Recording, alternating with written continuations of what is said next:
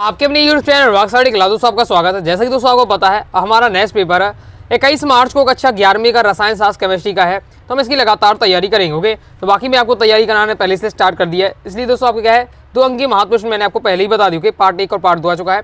आज इस वीडियो में हम 2 अंकीय महत्वपूर्ण ही देखेंगे, तीसरा ये आपका लास्ट पार्ट हो गए। बाकी क्रम से दोस्तों आप वीडियो देखना चाहते हैं अलग से प्लेलिस्ट बना दी है, क्लास 11th केमिस्ट्री वार्षिक परीक्षा इंपॉर्टेंट क्वेश्चन 2024 के नाम से प्लेलिस्ट है, तो प्लेलिस्ट पर जाकर क्रम से वीडियो देखकर आप तैयारी कर सकते हो। तो देख लेते हैं सिलेक्टेड 2 अंकीय महत्वपूर्ण प्रश्नोत्तर।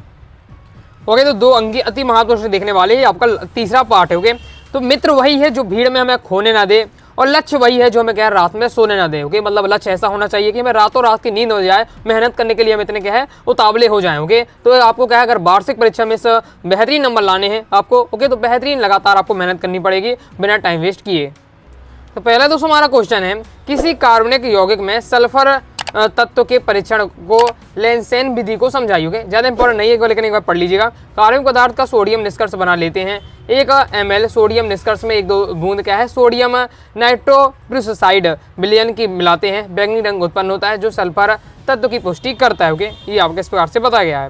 तो हमें क्या है कार्बनिक यौगिक में सल्फर तत्व के क्या है परीक्षण करना है, मतलब कि जो कार्बनिक यौगिक होते हैं उनमें सल्फर तत्व पाया जाता है, इसका परीक्षण करना किस विधि द्वारा करना है, लेंसेन विधि द्वारा करना। ओके, जो कि आपका ये बताया गया है। नेक्स्ट ज़्यादा इंपॉर्टेंट नहीं होके ये आपका बहुत ज़्यादा इंपॉर्टेंट नेक्स्ट दोस्तों आपका सीमांत अभिकारक क्या है, प्रीवियस ईयर में क्वेश्चन कई बार आ चुका है। ओके, तो क्या सीमांत अभिकारक क्या होते हैं, वे अभिकारक या अभिकर्मक जो अभिक्रिया में कम मात्रा में उपस्थित होते हैं तथा उत्पाद की मात्रा को सीमित करते हैं, सीमांत अभिकारक आपके अभिकर्मक कहलाते होंगे। सिंपल परिभाषा याद कर लीजिएगा।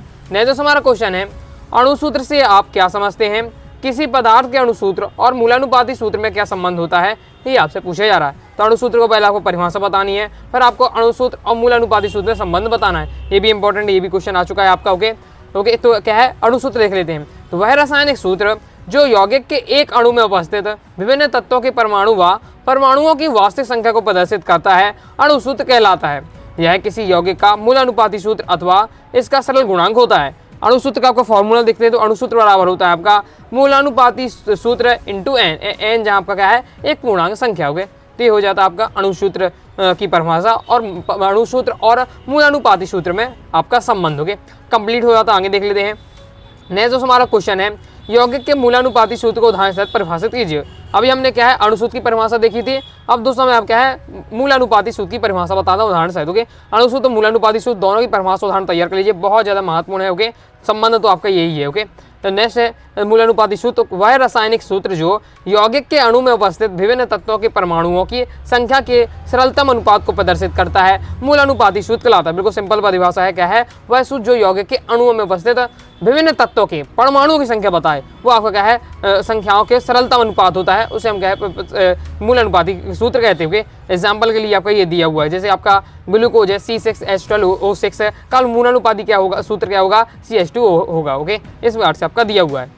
ओके, अभी हमने क्या पढ़ लिया अणुसूत्र की परिभाषा पढ़ ली है। ओके, मूलानुपाती सूत्र की परिभाषा पढ़ ली है, साथ ही अणुसूत्र मूलानुपाती सूत्र में हमने क्या है ये आपका संबंध क्या होता है ये भी हो जाता है। अब दोनों में अंतर देख लेते हैं, अंतर भी अगर आ जाता है तो देख लेते हैं। सिंपल है, बस आपको क्या है परिभाषा उदाहरण याद है तो वही आपको लिख देना है। तो मूलानुपाती सूत्र अणुसूत्र में अंतर देख लेते हैं। तो मैं आपको हर प्रकार के क्वेश्चन कवर कर देना, अगर आप मेरे इंपॉर्टेंट की क्वेश्चन की सीरीज है क्रम से आप पढ़ लेते हैं तो गारंटी सर 200 इसी से आएगा, क्योंकि हर प्रकार के मैं क्वेश्चन कवर कराऊंगे। तो मूलानुपाती सूत्र अणुसूत्र देख लेते हैं। तो और मूलानुपाती सूत्र में लिखना है यह वह रासायनिक सूत्र है जो यौगिक के एक अणु में उपस्थित विभिन्न तत्वों के परमाणु व परमाणु की संख्या के पारस्परिक सरल अनुपात को प्रदर्शित करता है। वही परिभाषा दी है, यहाँ आपको क्या अणुसूत्र में अणुसूत्र की परिभाषा दे दी है कि वह रासायनिक सूत्र है जो उस यौगिक के एक अणु में उपस्थित विभिन्न तत्वों के परमाणु व परमाणुओं की वास्तविक संख्या को प्रदर्शित करता है। मूलानुपाती सूत्र का उदाहरण आपको दे देना, ग्लूकोज का मूलानुपाती सूत्र लिख दिया। अब अणुसूत्र में आपको क्या है ग्लूकोज का अणुसूत्र आपको बता देना, तो इस प्रकार से आपका दिया हुआ है। ओके, आगे देख लेते हैं। दोस्तों टेलीग्राम चैनल को ज्वाइन किया, ज्वाइन जरूर कर लीजिएगा। ज्वाइन करने के लिए दोस्तों डिस्क्रिप्शन में मैंने टेलीग्राम चैनल की लिंक दे दी है, क्लिक करके आप ज्वाइन हो जाइएगा, या फिर दोस्तों आप क्या है टेलीग्राम ऐप पर जाइएगा और सर्च करिएगा अनुराग स्टडी क्लासेस। सबसे पहले आपको अपना चैनल मिल जाएगा, 90,000 से ज्यादा स्टूडेंट जुड़े हुए हैं, यहाँ जरूर ज्वाइन हो जाएगा। फायदा ये रहेगा कि आपको वीडियो नोटिफिकेशन तुरंत ही मिल जाएगी। इंपॉर्टेंट दोस्तों आपको क्या है PDF वगैरह आपको तुरंत ही यहाँ मिल जाती है, साथ ही इंपॉर्टेंट इन्फॉर्मेशन। ओके, तो ज्वाइन करके जरूर कीजिएगा। आगे देख लेते हैं। आगे दोस्तों हमारा नेक्स्ट क्वेश्चन है, निम्नलिखित में से दिए गए परमाणु द्रव्यमान A और परमाणु संख्या Z वाले तत्व के आपको पूर्ण प्रतीक लिखना है। इनके पास आपको क्या पूर्ण प्रतीक बताना है। सिंपल है, वो आप किससे देख के बता सकते हैं, परमाणु जो आपकी संख्या उससे देखकर बता सकते हैं। जैसे पहला में दिया हुआ है Zn17, Z बराबर 17 दिया हुआ है, Z बराबर 17 दिया हुआ है, मतलब हमें क्या है कि परमाणु संख्या 17 है। तो ऐसा कौन सा तत्व है जिसका परमाणु संख्या आपका 17 है, तो आपका क्लोरीन का है। ओके, नेक्स्ट है जैसे सेकंड वाले में क्या है, आपको परमाणु संख्या देखकर आप बता सकते हो। ओके, तो परमाणु संख्या 4, तो 4 आपकी बेरिलियम के, तो ये आपको क्या है सिंपल आएंगे, तो एक बार आपको देख लीजिएगा। ओके, आगे देख लेते हैं। नेक्स्ट हमारा क्वेश्चन है परमाणु क्रमांक 10, 18, 24 के इलेक्ट्रॉनिक विन्यास व तत्वों के प्रतीक व नाम लिखिए। तो देख लेते हैं। तो इस प्रकार आप वो सीख लीजिएगा कि इलेक्ट्रॉनिक विन्यास किस प्रकार से आपका बनाया जाता है, किस प्रकार से आपको तैयार किया जाता है, ये आपको जरूर सीख लेना। अब मान लीजिए हमें क्या है 10, 18, 24 यहाँ दे दिया गया है परमाणु क्रमांक, तो इलेक्ट्रॉनिक विन्यास आपको बता देना है, प्रतीक बता देना। तो ये आपका 10 है, तो 10 किसका होता है आपका ये परमाणु संख्या तो ये होती है आपकी नियॉन की। ओके, फिर 18 आर्गन की होती है, 24 क्रिप्टॉन की होती है, ये आपकी दी हुई। ओके, इस प्रकार से आपको नाम भी बता दिया है। नेक्स्ट हमारा क्वेश्चन है आयनन विभव क्या है। ओके, आयनन विभव देख लेते हैं।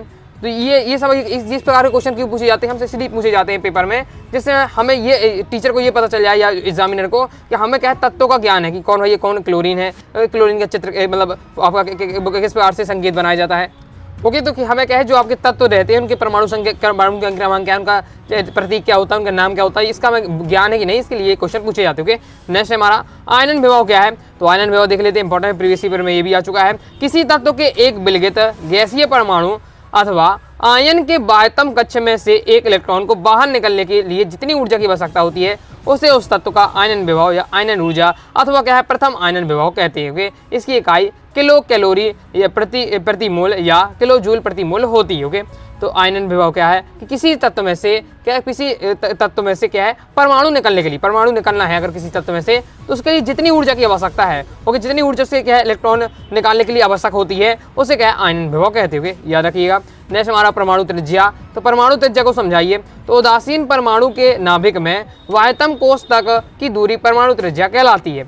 धनायन के आकार से यह अधिक होती है जबकि ऋणायन के आकार से यह कम होती है। ये आपके दी हुई है परमाणु त्रिज्या। उदासीन परमाणु के नाभिक से बाह्यतम कोष तक की दूरी को त्रिज्या परमाणु त्रिज्या कहते हैं। सिंपल है, जैसे हम यहाँ कोई परमाणु बनाते हैं तो हमारे एक परमाणु बना रहे होगे, यह उसी कक्षाएं हो जाती हैं। तो इतना है आपका, ठीक है, इतना कच्चा है। ओके, तो हमें इसकी मान लीजिए इसी त्रिज्या है, हमारा परमाणु सी त्रिज्या। तो क्या बताया जा रहा है किसी उदासीन परमाणु जो परमाणु होता है ये क्या होता है उदासीन ही होता है।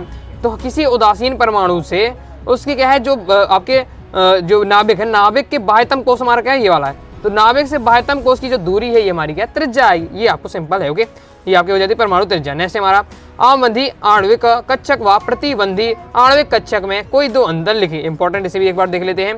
तो आवंधी आणविक कक्षक क्या है, ये परमाणु कक्षकों के योग अति व्यापन या तरंग के समपोषी व्यतिकरण से बनते हैं, जबकि प्रतिबंधी आणविक कक्षक ये परमाणु कक्षकों के व्यवकलन अति व्यापन या तरंगों के विनाशी व्यतिकरण से बनते होंगे। आवंधित आणविक कक्षक में क्या है, इसमें इलेक्ट्रॉन घनत्व मुख्यतः नाभिकों के मध्य अधिक होता है, जबकि प्रतिबंधी आणविक कक्षक में इसमें इलेक्ट्रॉन घनत्व नाभिक के दूर केंद्रित रहता है तथा नाभिक के मध्य नोड स्थित रहता है। ओके, ये आपका दिया हुआ आवंधी आणविक कक्षक और प्रतिबंधी कक्षक में अंतर। होगा आगे देख लेते हैं। आगे बढ़ने से पहले दोस्तों बता दूं, अभी तक दोस्तों आपने अपने क्लास 11th के केमिस्ट्री कोर्स को ज्वाइन कर सकते हैं। इस कोर्स में दोस्तों आपको है ऑल चैप्टर पीडीएफ नोट, साथ ही 2 अंक की 3 अंक की 4 अंक की महत्वपूर्ण प्रश्न और उत्तर के साथ ही आपको वस्तुनिष्ठ प्रश्न उत्तर के साथ मिल जाएंगे। कंप्लीट तैयारी कर पाएंगे कम समय में। ज्वाइन करने के लिए 90 39 53 44 79 दिए व्हाट्सएप नंबर मैसेज करना है। फीस 99 रुपये, 50% ऑफ चल रहा है, केवल 99 रुपये में आपको कोर्स दिया जा रहा है। नेक्स्ट हमारा क्वेश्चन है अनुनाद को समझाइए। तो अनुनाद क्या है, अनुनाद जब किसी अणु को केवल एक ही संरचना द्वारा पूर्ण रूप से प्रदर्शित न किया जा सके, बल्कि अणु के अभिलाक्षणिक गुणों की व्याख्या 2 या 2 से अधिक विभिन्न रचनाओं द्वारा की जाए तो अणु के इन संरचनाओं को क्या अनुनादी संकर कहा जाता है। यह गुण अनुनाद कहलाता है। विभिन्न अनुनादी सूत्रों के उनके बीच ये वाला चिन्ह क्या है आपका लगाकर क्या प्रदर्शित किया जाता है। तो ये आपका दिया हुआ अनुनाद के बारे में। लाइक और शेयर ठोक दीजिए, महाकाल का दबा के लाइक और शेयर ठोक दीजिए। पूरा साल मेहनत करता हूँ आपके लिए बेटा, ऐसा नहीं चलेगा, ऐसा नहीं चलेगा। नेक्स्ट हमारा क्वेश्चन है लुईस अम्ल से आप क्या समझते हैं, इंपॉर्टेंट है। तो वे अणु आयन या मूलक जिनके केंद्रीय परमाणु में अपना अष्टक पूर्ण करने के लिए एकांकी इलेक्ट्रॉन युग्म की आवश्यकता होती है, लुईस अम्ल कहलाते हैं। मतलब जिनके पास क्या है एकांकी इलेक्ट्रॉन युग्म की आवश्यकता होती है, लुईस अम्ल कहलाएंगे। जैसे लुईस क्षारक से आप क्या समझते हैं। तो वे अणु आयन या मूलक जो रासायनिक अभिक्रिया में एकांकी इलेक्ट्रॉन युग्म का दान करके उपसे संयोजी बंधन निर्मित करते हैं, लुईस क्षारक कहलाते हैं। मतलब सिंपल है, वे अणु जो क्या है एकांकी इलेक्ट्रॉन युग्म का दान करें वो आपके लुईस क्षारक कहलाएंगे, और जो एकांकी इलेक्ट्रॉन युग्म का क्या आवश्यकता होती है जो ग्रहण करते हैं वो आपके लुईस अम्ल कहलाते हुए। याद रखिएगा लुईस अम्ल और लुईस क्षार की परिभाषा प्रीवियस ईयर में क्वेश्चन आ चुका है। नेक्स्ट हमारा क्वेश्चन है योगात्मक अभिक्रिया क्या है। तो योगात्मक अभिक्रिया क्या है? योगात्मक अभिक्रिया मुख्यतः असंतृप्त हाइड्रोकार्बन द्वारा प्रदर्शित होती है। इसमें दो अणु आपस में सहयोग कर एक अणु बना लेते हैं। सिंपल है, योगात्मक अभिक्रिया मतलब योग करके दो जन में योग करके एक बनाए। ओके, तो वही आपको बता दो अणु मिलकर आपस सहयोग करके एक अणु बना लेते हैं। एग्जाम्पल के लिए आपको ये दिया हुआ। ओके, नेक्स्ट हमारा क्वेश्चन है विलोपन अभिक्रिया क्या है। तो विलोपन अभिक्रिया क्या है? विलोपन अभिक्रिया में दो या दो से अधिक परमाणु कार्बनिक यौगिक से बाहर निकल जाते हैं। उदाहरण आपके ये दिया हुआ। ओके, तो इस प्रकार से भी तैयार करिए, दोनों है योगात्मक अभिक्रिया, विलोपन अभिक्रिया, बहुत ज़्यादा इंपॉर्टेंट, तैयार कर लीजिएगा। प्रीवियस ईयर क्वेश्चन सब आ चुके हुए, तो एकदम सिलेक्टिव क्वेश्चन है। तो इस प्रकार से दोस्तों मैं आपको 2 अंकी महत्व से कवर कराए हैं। इससे पहले दोस्तों आपका पार्ट 1 और पार्ट 2 आ चुका है 2 अंकी वाला, तो तीनों पार्ट तैयार कर लेते 2 अंकी वाले आपकी कंप्लीट हो जाएंगे। आगे मैं आपको 3 अंकी फिर 4 अंकी क्रम से बताते जा रहा हूँ। बाकी क्रम से दोस्तों आप वीडियो देखना चाहते हैं, अलग से प्लेलिस्ट बना दी है, क्लास 11th केमिस्ट्री वार्षिक परीक्षा में पढ़े क्वेश्चन 2024 के नाम से प्लेलिस्ट है। तो प्लेलिस्ट में जाकर क्रम से वीडियो देखकर आप तैयारी कर सकते हैं। तो आई हो दोस्तों आपको वीडियो पसंद आएगी, वीडियो लाइक करके चैनल से जुड़िएगा। तो दोस्तों डाउट आता है कमेंट बॉक्स में आप जरूर पूछ लीजिएगा। टेलीग्राम चैनल को टेलीग्राम चैनल ज्वाइन कर लीजिएगा, साथ ही इंस्टाग्राम फॉलो कर लीजिएगा। मिलते हैं नेक्स्ट वीडियो में, तब तक के लिए बाय बाय।